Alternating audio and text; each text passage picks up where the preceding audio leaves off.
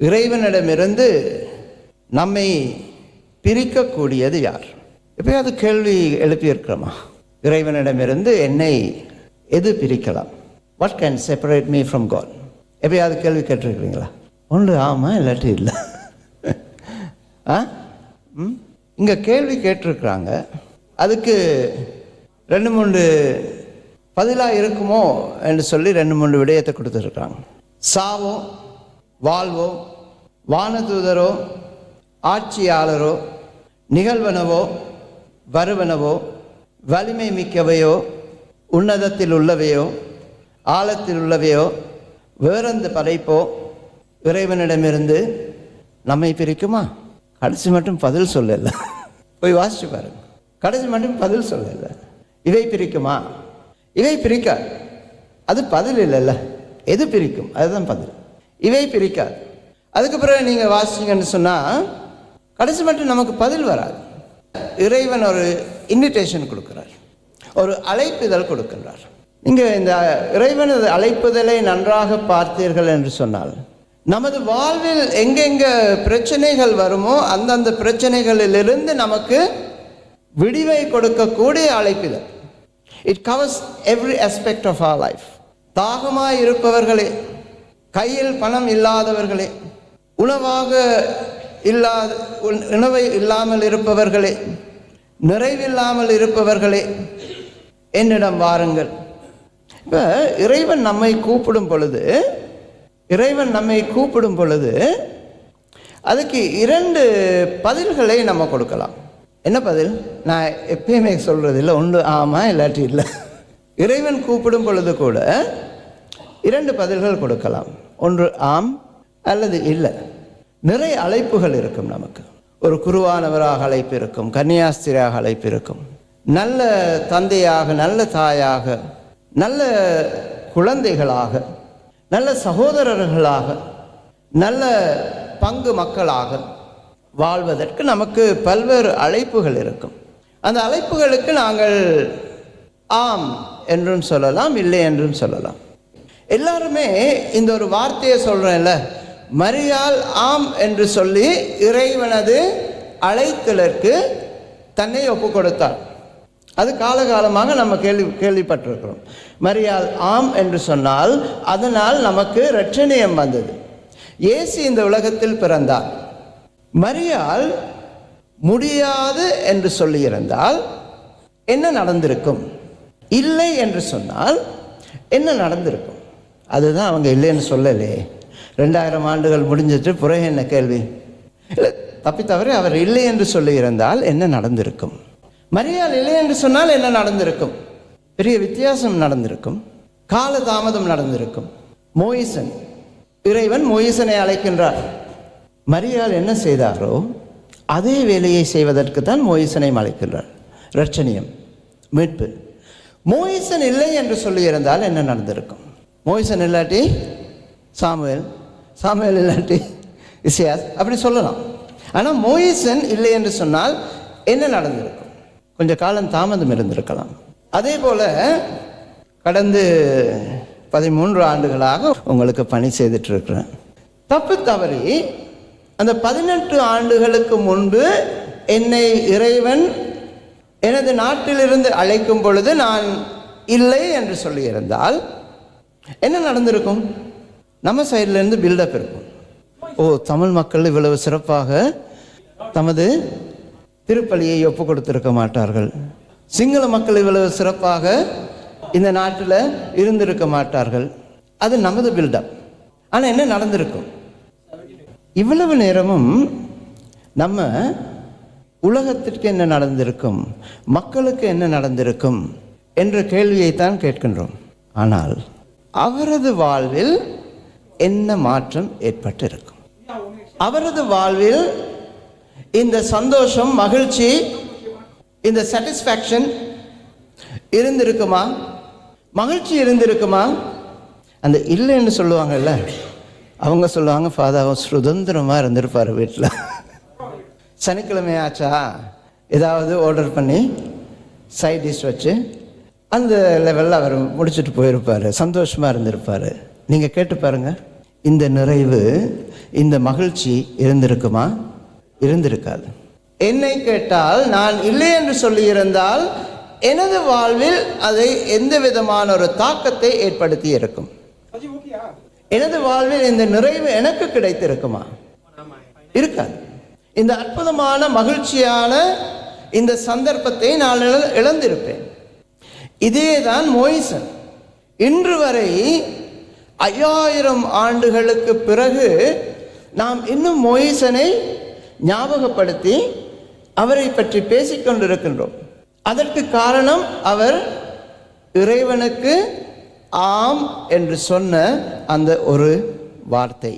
அந்த வார்த்தையை அவர் வாழ்வதற்கு முழு வாழ்நாள் முழுவதும் அவர் கஷ்டப்பட்டு இருக்கின்றார். ஆம் என்று சொல்லும் பொழுது இறைவன் நம்மை பயன்படுத்துகின்றார் என்பதை விட நமது வாழ்வில் ஒரு நிறைவை கொடுக்கின்றார், மகிழ்ச்சியை கொடுக்கின்றார். அதே போல மரியாள் இல்லை என்று சொல்லியிருந்தால் எலிசபெத், தெரேசால் யாரையாவது இறைவன் பாவித்திருக்கலாம். ஆனால் இன்று நாங்கள் மரியன்னையை யாருக்குமே கொடுக்காத ஒரு உன்னதமான ஒரு பெயரை கொடுத்து, டைட்டில் கொடுத்து அழைக்கின்றோம். மரியாள் இறைவனின் தாய். அந்த ஒரு மகிமையை அவர் இழந்திருப்பார். இயேசுவை தனது கற்பத்தில் சுமக்கும் அந்த மகிமையை அவர் இழந்திருப்பார். இயேசுவுக்காக வாழும் அந்த மகிமையை இழந்திருப்பார். அதுதான் முக்கியம்.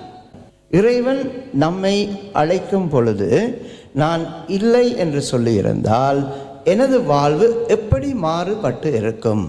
கிறிஸ்துவில் அன்புமிக்க சகோதர சகோதரிகளே, நீங்கள் பார்த்தீங்கன்னு சொன்னால் கோயில் நிறைஞ்சிருக்கு, கோயில் நிறைஞ்சிருக்கு. இன்று சிறுவர்கள் பாடல் பாடுறாங்க, கோயில் நிறைஞ்சிருக்கு. ஆனால் 7 பேர், அந்த 7 பேர் இறைவனுக்கு ஆம் என்று சொல்லி இறை புகழ் பாட அங்கே போயிருக்கின்றார்கள். அந்த சந்தர்ப்பத்தை பல சிறுவர்கள் இழந்து விட்டார்கள். அது சில நேரத்தில் நீங்கள் சுதந்திரமாக கூட பார்க்கலாம், தப்பிச்சோம் என்று கூட பார்க்கலாம். ஆனால் அந்த பசங்க என்ன கேட்டால், நான் சில நேரம் பயஸ்ன்னு சொல்லிட்டு மற்ற பாடகர்களெல்லாம் சொல்லுவாங்க. 7 பேர், 7 சின்ன பசங்க, ஆரம்ப பாடல் உன்னதங்களிலே கான்ஃபிடென்ஸ் லெவல் அமோகமாக இருந்தது. எனக்கு என்னைய பற்றி தானே நான் சொல்லலாம். எனக்கு அந்த கான்ஃபிடென்ஸ் லெவல் அடிக்க முடியாது, அந்த மாதிரி இருந்தது. அவர்கள் ஆம் என்று சொல்லி வந்து செய்யும் பொழுது அந்த நிறைவை யாருமே கொடுக்க முடியாது. 4 பிரியாணி சாப்பிட்டா கூட அந்த நிறைவு கிடைக்குமா? கிடைக்காது. யோசிச்சு பாருங்க, நமது ஆலயத்தில் எத்தனை இளைஞர்கள் இருக்கிறார்கள், எத்தனை இளைஞர்கள் இருக்கிறார்கள். ஆனால் இன்றைக்கு திருப்பலிக்கு வந்து சேவை செய்வதற்கு ஒரு சில இளைஞர்கள் முன் வந்து இருக்கின்றார்கள். அதுவும் கடவுளுக்கு சேவை செய்கிறது ரொம்ப லேசு, திருச்சபைக்கு சேவை செய்கிறது ரொம்ப லேசு, என்னோட வேலை செய்கிறது ரொம்ப கஷ்டம், ரொம்ப கஷ்டம். ஆனாலும் இளைஞர்கள் வந்து சேவை செய்யும் பொழுது, வளர்ந்தவர்கள் வந்து சேவை செய்யும் பொழுது நிறைவு எனக்கு அல்ல, எனக்கு சந்தோஷம் இருக்கும். ஆனால் அந்த நிறைவு உங்களுக்கு இருக்கின்றது, அதை நீங்கள் அனுபவிக்கின்றீர்கள். அதை அனுபவிப்பதற்கு நீங்கள் ஆம் என்று சொல்லி இருக்கின்றீர்கள். நாம் ஆம் என்று சொல்லும் பொழுது கிறிஸ்துவில் அன்புமிக்க சகோதர சகோதரிகளே, நாம் இறைவனுக்கு சேவை செய்வது அல்ல, இறைவனது அன்பின் நிறைவை நாங்கள் பெற்றுக்கொள்கின்றோம். அந்த அன்பின் நிறைவை நாங்கள் உணர்ந்து கொள்கின்றோம். அந்த அன்பின் நிறைவை நாங்கள் நமதாக்கிக் கொள்கின்றோம். புனித பவுல் உங்களுக்கு ஒரு பதில் சொல்லலை. இறைவனின் அன்பிலிருந்து நம்மை பிரிக்கக்கூடியது எது, யார்? வெளி விடயங்கள் அல்ல, வெளி விடயங்கள் அல்ல. இறைவனது அன்பிலிருந்து நம்மை பிரிக்கக்கூடியது நான். நான் சொல்லும் ஆம் அல்லது இல்லை. நான் ஆம் என்று சொன்னால் இறைவனை நான் அன்பு செய்வதை காட்டுகின்றேன். அதே போல இறைவனது அன்பை நான் நிறைவாக பெற்றுக்கொள்கின்றேன். அப்பொழுது எமது உறவு, எனக்கும் இறைவனுக்கும் உள்ள உறவு மேன்மைப்படுகின்றது. போன வாரம் பார்த்தேன்ல, குளோரிஃபிகேஷன், வி க்ளோரிஃபை காட். இறைவனை நாங்கள் மகிமைப்படுத்தக்கூடியதாக இருக்கின்றது. நாம் இல்லை என்று சொல்லும் பொழுது ஆதாம் ஏவாள் எவ்வாறு இறை பிரசன்னத்திலிருந்து தம்மை விடுவித்துக் கொண்டார்களோ, இறை பிரசன்னத்திலிருந்து அவர்கள் விடுவிக்கப்பட்டார்களோ, அவ்வாறு நாம் இல்லை என்று சொல்லும் பொழுது நம்மை நாம் அந்த ஆசிரியரிலிருந்து, அந்த நிறைவிலிருந்து, அந்த அன்பிலிருந்து விடுபட செய்கின்றோம். அப்பொழுது நாம் நிறைவை இழக்கின்றோம், இறை அன்பை இழக்கின்றோம். இறைவனிடமிருந்து நம்மை விடுவிப்பது எது என்பதற்கு இறை மக்களாகிய நாங்கள் சொல்லக்கூடிய ஒரே பதிலாக இருக்க வேண்டியது, இருக்கக்கூடியது ஒன்றுமில்லை. ஏனென்று சொன்னால், நாம் எந்த சந்தர்ப்பத்திலும் இறைவனுக்கு இல்லை என்று சொல்ல எத்தனிக்க கூடாது. நம்மளால் முடிந்த மட்டும் நாம் ஆம் என்று சொல்ல வேண்டும். ஏனென்றால் நீங்கள் ஆம் என்று சொன்னால் நிறைவு இறைவனுக்கு அல்ல, நிறைவு திருச்சபைக்கு அல்ல, நிறைவு எனக்கு அல்ல, நிறைவு இந்த பாடகர் குழாமுக்கு அல்ல, நிறைவு முழுமையான மகிழ்ச்சி உங்களுக்கு தான் கிடைக்கும். நீங்கள் அனுபவித்து பார்த்தால், மரியாள் எவ்வாறு அந்த நிறைவை அனுபவித்தாலோ, மோயிசன் எவ்வாறு நிறைவை அனுபவித்தாரோ, நான் எவ்வாறு அந்த நிறைவை அனுபவித்தேனோ, நமது தலைவர்கள் எவ்வாறு நிறைவை அனுபவிக்கின்றார்களோ, அவ்வாறு இந்த இளைஞர்கள், இந்த குழந்தைகள் எவ்வாறு நிறைவை அனுபவிக்கின்றார்களோ, இங்கிருக்கும் ஒவ்வொருவரும் அந்த நிறைவை அனுபவிப்பீர்கள். ஆனால் இறைவன் ஒவ்வொருவருக்கும் ஏதோ ஒரு விதத்தில் ஒரு சந்தர்ப்பத்தை கொடுப்பார் ஆம் என்று சொல்வதற்கு. அந்த ஆம் என்று சொல்வதை வீடுகளில் ஆரம்பியுங்கள், உங்கள் குடும்பங்களில் ஆரம்பியுங்கள். கஷ்டமான விடயத்தை சில நேரம் உங்கள் மனைவி உங்களிடம் கேட்கலாம், சில நேரம் கஷ்டமான விடயத்தை உங்கள் மனைவி உங்களிடம் கேட்கலாம். கணவனாக என்ன சொல்லணும்? கல்யாணம் முடியலையானோ, முடிஞ்சதா? என்ன சொல்லணும்? ஆம். கொஞ்சம் இக்கட்டான விடயங்களை உங்கள் மனைவி கணவர்களிடம் கேட்கலாம். மனைவி சொல்லிட்டேனா, இப்போ மற்றவர் சொல்லணுமா? அது போதுமா? கணவன் உங்களிடம் கேட்கலாம், மனைவி மாறி என்ன சொல்லணும்? அஜன் ஆம் சொல்லணும், தலையை நாட்டக்கூடாது, ஆம் சொல்லணும். இன்றைக்கே இந்த சந்தர்ப்பத்தை பாவித்து கேட்க வேண்டிய எல்லாத்தையும் கேட்டுருங்க. இன்றைக்கு விட்டீங்க, நம்ம மக்களுக்கு 24 மணி நேரத்துக்கு பிறகு ஞாபக மறதி அதிகம். கேட்க வேண்டிய கேள்வியை கேட்டு நிறைவை ஒருவருக்கொருவர் உங்களது வாழ்வில் ஏற்படுத்தி கொள்ளுங்கள். நமது நிறைவு இறைவனுக்கு நாம் ஆம் என்று சொல்லும் பொழுது நமக்கு கிடைக்கின்றது. அந்த மகிழ்வை பெற்றுக்கொள்வோம்.